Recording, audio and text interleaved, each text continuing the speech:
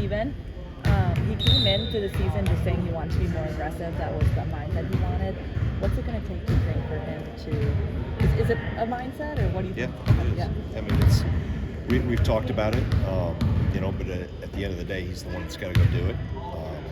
So we have some things we're going to continue to work on and help him with. So, but it's still a matter of results and production, and he understands that. I think nobody has taken more responsibility of it than him. So until we all know that we want to go see it, right? And he's got to perform, and I have confidence that he will. That he'll find his way out of this. And his teammates want him to. He wants to for his teammates. I think he's in a good spot now. It's a matter of go do what you can do.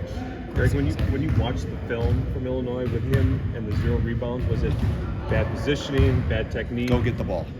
Just not aggressive? Go get the ball. Yeah. The biggest thing with him is competing and aggressiveness all the time. I think that's the thing. And I think if you ask any really good rebounder, we can do blockout drills and I can put the bubble on the rim here and we can work on technique, but you still have to go get the ball.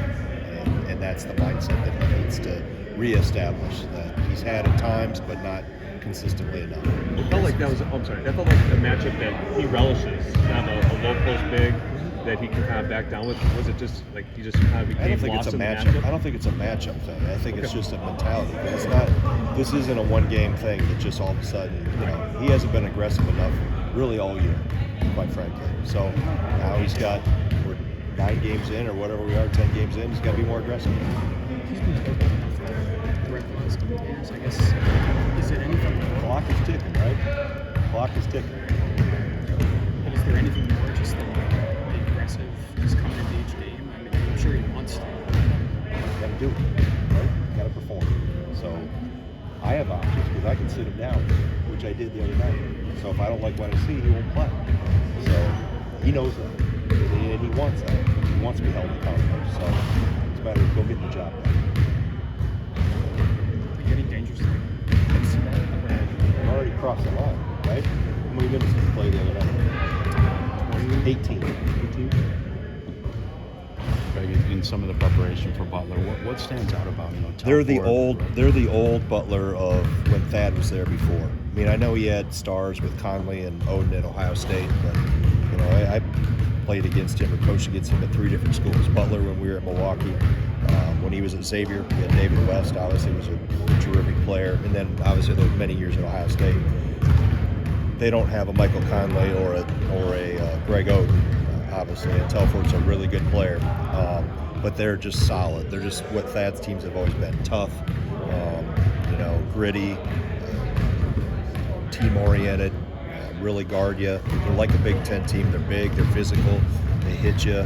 They're not afraid to get rough and play physical. So it's like it reminded me when I didn't turn them on until really start watching them until yesterday morning. But that's the first thing that came to mind, just thinking back 30 years ago when we were at Milwaukee and he was at Butler right before he went to Xavier, and then, the other teams he had at Ohio State that didn't have the All-Americans, how they played. And if you look at his numbers career-wise, he's a Naismith guy that hasn't been put in Naismith yet. So I have a lot of respect for Thad and what he's done and how he's built programs and just how they play, because they play the game the right way. Is that what attracted you to playing this game, Greg? So you were supposed to go out to Stanford originally. Right. I think you switched this around. Yeah, we did, for a variety of reasons. One, it saved us money budget-wise. I was able to hire Steamsman because of it. So I saved myself over $200,000 with that, which, I had to find a way. I was only to operate within the budget that we have. So that was one. Secondly, we felt it was a better opponent in Butler. Third, it was closer. Fourth, we're playing the Big Ten tournament in Indy this year, so it's a chance of playing Cambridge. So that's 4 reasons. I guess I don't know if you did. No, that's good. Did I say they're a good opponent?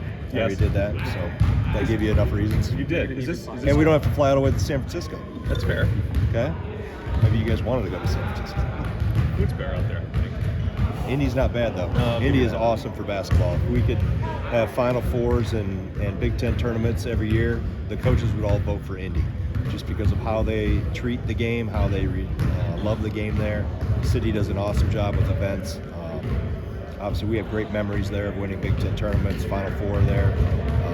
those things. But by and large, Indy is Final Four sites. The coaches' favorites are Indy and San Antonio because everything's real close and walkable, and those things. Both cities do a great job with events. Will this be a return game? Will they have a No, return game? Or is this just a part of one-off? it. Yeah, it's a one-off. It's we're filling our obligation of instead of going to Stanford or play Stanford, we're doing this. Before the this year, it seemed like John, put himself in a position to drop his stuff. He didn't get a call. He'd probably be in that spot. Is that something that... Kanjay? Yeah, Tanji. That's the 2 feet. That's the 2 feet theory. Playing off 2 feet. Play off 2 feet, good things happen. He scored when he played off 2 feet. He got fouled when he played off 2 feet.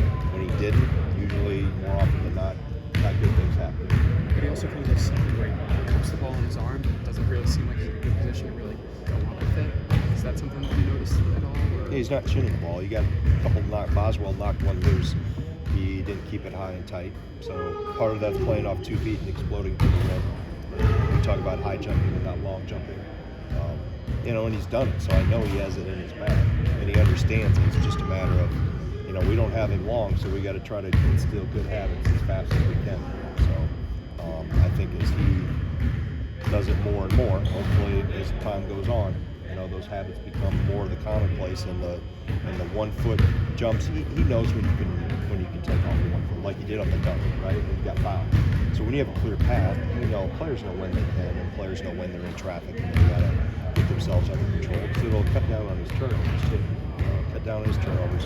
His finish rate will go higher. His free throw rate will go up because right now officials know that if he's jumping and not initiating contact, they're not giving him the foul. So the film is out in terms of their learning. Like we talk about, you have to continue to add layers to your game as opponents figure you out, and officials aren't giving him the same calls as they were giving him earlier in the year. And when you get in there and play off 2 feet, you can turn and find wide open teammates behind you because everybody's chasing him. When he has the ball, the whole team bus defensively is coming after him. Janet, even guys like Carter, guys who you invite as walk-ons and then put them on scholarship later. I guess what's the selling? Give us kind of the pitch for a guy that has options, scholarship options, and you're bringing them on, and you have to kind of figure out things financially. Yeah, you have to want to be here. I think it really boils down to that. Both cases, Jack and Carter, they both wanted to be here. Obviously, Gilly's connection to this program, our coaching tree, all goes deep. Before Gilly was even around. And Jack, had an older sister that went here. And he really, in spite of all the offers he had, this was the place if he could make it work. This is a place he envisioned himself being at.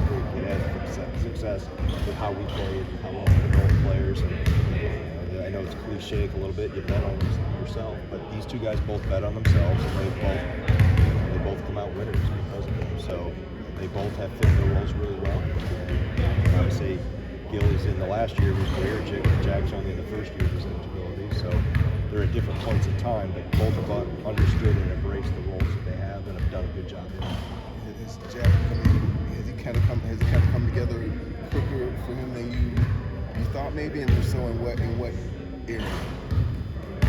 I think there's a lot of areas. He's just a ball player. Right? He just makes good decisions. He's in the right. He switches our screens as well as anybody we have, as fast as anybody. And I have 4 or 5 clips from Tuesday's game where I always grade out who's my best defensive five, and more often than not, he's on the floor when the best possessions arrive. He moves, he anticipates, he's got great hand-eye coordination. He had the one he tipped when we had either a shot clock violation or it went off the player out of bounds in front of our bench in the first half. So there's just continually finding segments where he's involved in really good defensive possessions. So, both of them, Gilmore is involved too. He's typically involved in a really highly graded defensive position. More often than not, one of those two, if not both of them, are on the floor.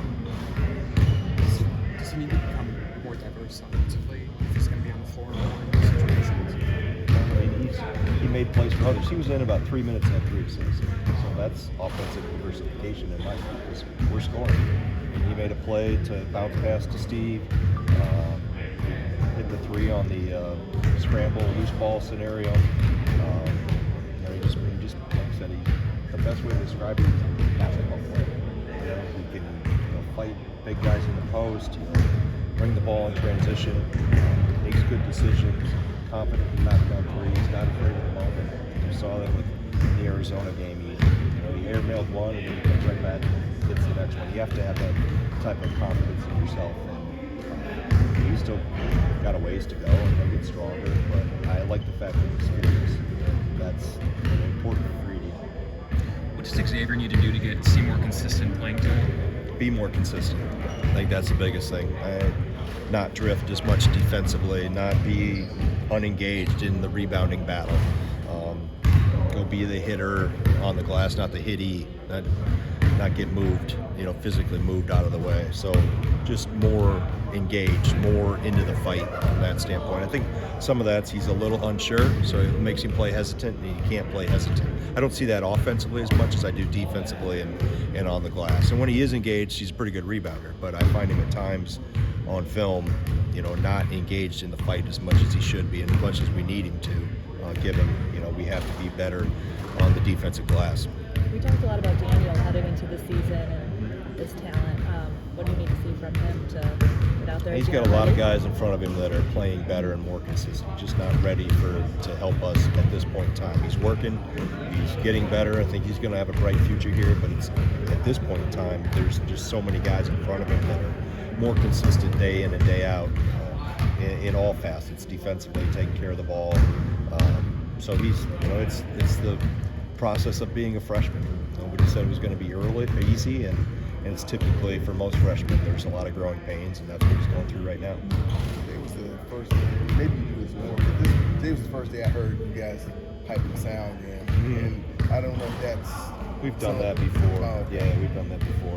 I always liken it to like listening to fingernails on a chalkboard. I don't really, for some reason, we can never find the real crowd noise. I should just Have tape us in record there. it. Let's Tape say tape record it in. Tape record, yeah, some of our games. Well, maybe not all of our games, but the road games, venues we play in, because we've done that a lot over the years, different times. Today we just threw a little curveball to see how they handle it. Just how they handle the distraction against the possessions that we're doing. So. Is that size volume? No, I didn't. I wanted it louder. They said they had it up as loud as it would go. So we got to check in with the sound people, see if we can get it at whether it's more bass or some treble, whatever they have to do. It needs to be louder.